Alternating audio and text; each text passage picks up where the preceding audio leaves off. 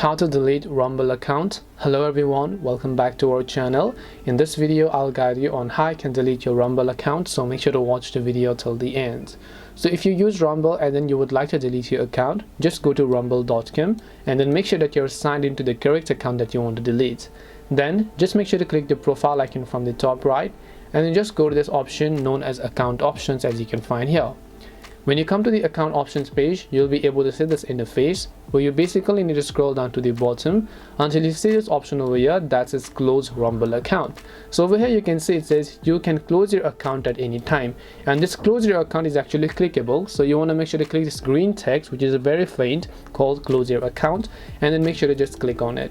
As you click on that option, you have to simply proceed to the next step. So click on proceed to next step and then just click on continue, confirm it, and your Rumble account will get successfully deleted. This way you'll be able to close or delete your Rumble account. Hope this video was very helpful. If you have got any questions, feel free to leave them down. Thank you very much for watching and see you in the next video.